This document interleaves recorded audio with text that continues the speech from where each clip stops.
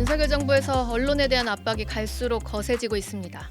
방송통신심의위원회는 MBC와 KBS 등 뉴스타파의 보도를 인용한 방송사에 1억 4천만 원의 과징금을 부과했는데요. 이 과징금은 방심위가 내릴 수 있는 법정 제재 중 가장 높은 수위입니다. 돈이 문제가 아니라 방송사 재허가나 재승인 심사에 큰 영향을 미칩니다. 또 KBS 박민 사장의 행보도 연일 주목받고 있죠. 취임 직후 주요 뉴스 프로그램 진행자를 하차시키거나 프로그램 자체를 폐지했습니다. 권영철 대기자와 자세한 내용 더 알아보겠습니다. 안녕하세요. 안녕하십니까. 네, 앞서 말씀드렸던 KBS가 지금 방통위에서 과징금을 받았는데 이 신임 박민 사장 입장은 이거를 수용하겠다는 입장인가요? 아직 이제 방심위에서 결정을 했고 방심위. 방통위에서 나중에 아직 의결 절차는 남아 있습니다. 박민 사장이 취임 하루 만인 어제 신임 본부장급 간부들과 함께 대국민 사과를 하고 기자회견을 했거든요. 박민 사장은 과징금을 수용하겠다고 했는데 박민 사장의 답변 한번 들어보시죠. 지금은 오늘 제가 기자회견을 통해서 말씀드렸듯이 제가 경위를 다시 한번 그 보도 경위나 내용을 보니까 명백한 문제가 있었다고 봅니다. 그래서 방심위 결정을 겸허하게 수용하겠습니다. 근데 이제 다른 방송사들 같은 경우에는 네. 아무래도 이 과징금 결정이 이제 남는 게 좀 예민한 부분인 거잖아요. 그렇죠. 그래서 MBC도 그렇고 다른 데들은 다 지금 법적 다툼하겠다 이렇게 밝힌 거 아닙니까? 그렇습니다. MBC는 방심위의 과징금 결정을 절차적, 내용적 정당성이 결여된 불공정 정치 심의로 판단을 하고 수용할 수 없다. 법적 조치를 포함한 모든 방식의 대응을 통해 잘못된 결정을 되돌릴 것이다 이렇게 밝혔고요. 예. YTN은 재심 청구를 비롯한 모든 대응을 열어놓고 검토할 계획이다. JTBC는 과징금은 과도하다고 보고 향후 처분이 확정되면은 재심을 청구할 예정이다 이렇게 입장을 냈습니다. MBC 안영준 사장은 방심위의 결정에 대해 MBC는 소위 공산당 기관지가 아니다. 뉴스타파 인용 보도는 중대 범죄 행위, 정치 공작이 아니었다면서 뉴스타파 보도가 나왔던 그때로 돌아간다 해도 저희는 대선 검증에 필요하다고 판단되면은 보도에 주저하지 않을 것이다 이렇게 강조를 했습니다. 사실 방심위의 과징금 부과는 방심위 내부에서조차 말이 안 되는 결정이다 이런 비판이 나오고 있습니다. 방심위 내부에서도 무리한 결정이다 이렇게 얘기를 하나요? 그렇습니다. 방심위 노조위원장 후보로 출마한 김준희 지경구 후보는 방심위의 과징금 제재가 법원에서 취소될 것이다 이렇게 전망을 했습니다. 네. 두 후보는 자신 있는 위원들은 내기를 해도 좋다. 과거 위원회의 정치심의 4건이 각급 법원의 재판 10건에서 모두 패소했던 망신을 우리는 기억한다면서 오늘의 과징금 결정은 앞서 패소한 모든 심의 안건들보다 정당성을 결여했다 이렇게 꼬집었습니다. 예. 이들은 우리의 일터가 방송 장악의 칼춤을 추고 있다. 가짜뉴스 잡겠다며 휘두르는 몽둥이가 위원회를 멍들게 하고 있다. 선거 과정에서 아무런 문제 제기를 하지 않았던 보도에 대해 대통령 선거가 끝난 지 20개월이 넘는 오늘 방통심의위는 정녕 새로운 흑역사를 써내려 하는가 이렇게 이의를 제기하기도 했고요. 예. 이들이 출마의 변으로 내세운 제목이 탈선한 폭주 기관차를 멈춰 세웁시다 이거였습니다. 그런데 박민 사장이 이 방심위의 과징금 결정을 받아들이는 게 네, 나중에 좀 법적으로 문제가 될 수도 있나요? 그렇습니다. 이명박 정부 시절 KBS 정현주 사장이 배임 등의 혐의로 해임된 적이 있죠. 법원의 조정 권고를 받아들여서 조세 소송을 취한 것이었거든요. 예. 그런데도 배임이라고 기소했거든요. 그리고 해임까지 하고. 네네. 그렇지만 재판에서는 1, 2, 3심 모두 무죄가 선고가 됐습니다. MBC를 비롯한 다른 방송사들이 과징금 취소 소송에서 승소한다면은 KBS 박민 사장은 명백한 배임이 되는 겁니다. 예. 특히 과징금은 방심위의 제재 중 가장 강력한 처벌로 지금까지 단 한 차례밖에 없었습니다. 방송의 제어가에서 아주 중요한 역할을 하기 때문인데요. 네. 박민 사장으로서는 과징금 부과 결정을 받아들이지 않을 경우에 지금 윤석열 정부가 추진하고 있는 방송 장악 방침에 반대하는 것이 되고요. 네. 과징금을 받아들일 경우에는 배임으로 처벌될 수 있는 이런 참 중간 위치에 아주 어정쩡한 위치에 처해 있습니다. 그럼 방심위의 이번 과징금 결정 자체는 좀 어떤가요? 절차적으로 좀 문제가 없나요? 논란이 많습니다. 사실 아직 검찰의 수사가 진행 중인 상황 아닙니까? 네. 김만배 신학님의 인터뷰도 검찰의 수사 대상이 된 건 맞는데 이걸 근거로 가장 센 과징금 부과를 결정할 근거는 안 됩니다. 수사 중인 거라고 과징금 매길 정도면은 박민 사장도 지금 권익위 조사 중이잖아요. 예. 그걸 이유로 지금 KBS 전 이사장은 해임됐죠. 그런 상황이고요. MBC 안행준 사장도 김만배 씨 녹취가 허위와 조작이라는 건 현재로서는 검찰과 권력의 일방적인 주장일 뿐 아직 법적인 실체가 규명되지 않았다 이렇게 얘기를 했거든요. 네.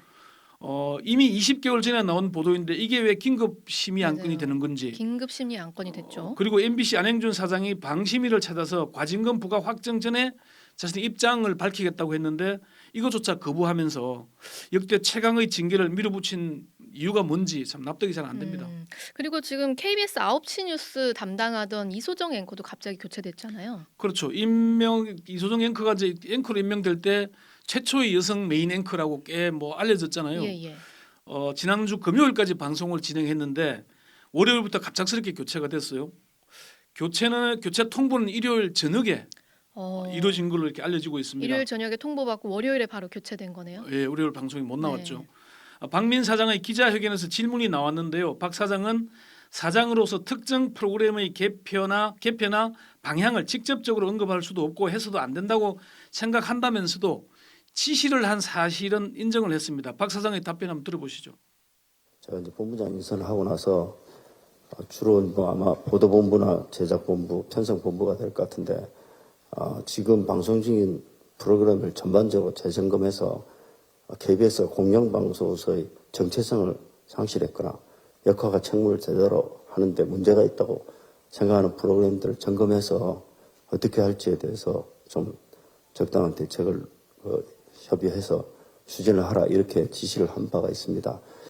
박 사장은 그 이후에 어떻게 진행되는지 구체적인 과정에 대해서는 제가 정확하게 모르고 개입해서도 안 되기 때문에 뉴스 진행자 교체를 물으셨으니 보도본부장에게 설명을 들어보라고 보도본부장의 책임을 떠넘겼어요. 예.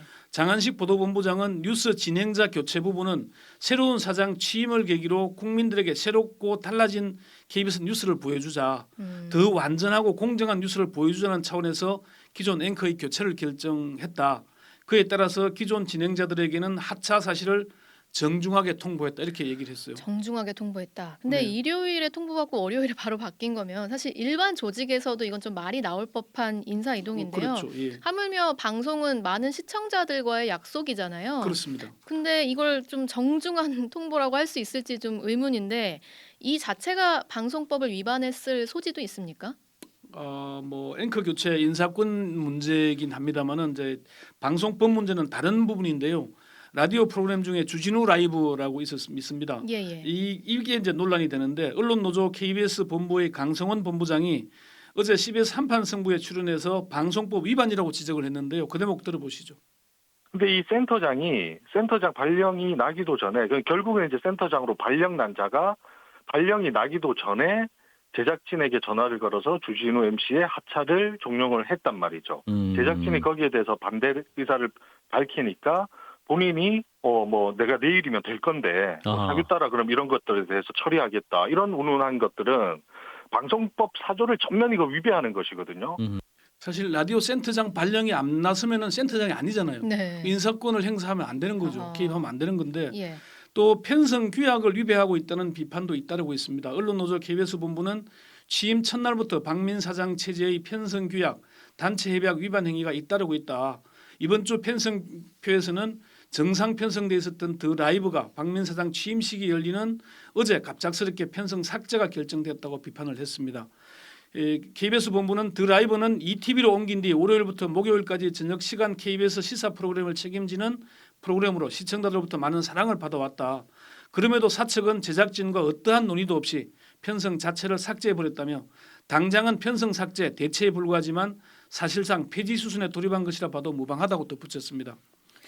박민 사장의 대국민 사과도 뜬금이 없다 이런 얘기가 나와요. 네, 대국민 사과라고 하셔서 좀 헷갈리실 수도 있을 것 같아서 뭐 지금까지 말씀드린 이런 일련의 조치들에 대해 사과한 게 아니라 네. 전임 사장 시절에 있었던 보도들이 굉장히 불공정했고 편파적이었다라고 하면서 이제 사과를 한 거잖아요. 그렇습니다. 뭐 KBS 보도에 문제가 있던 부분이 전혀 없는 건 아니니까요. 이른바 금원유착 사건 녹취록을 제대로 확인하지 않고선 오보 때문에 법정 제재도 받았고요. 네네. 그런데 전반적으로 KBS 보도가 뭐 팩트가 부실하다거나 편파적이었는지는 의문입니다. 예. KBS는 여전히 국내에서 가장 영향력 있는 언론 매체입니다. 네. 시사저널이 지난 8월에 한국갤럽에 의뢰해서 전문가 500명, 일반 국민 500명을 대상으로 한 설문조사에서 2년 연속 영향력 1위를 아, 차지했고요. 네. 신뢰도 조사에서는 MBC에 이어 2위를 차지했는데 지난해는 1위였거든요. 네.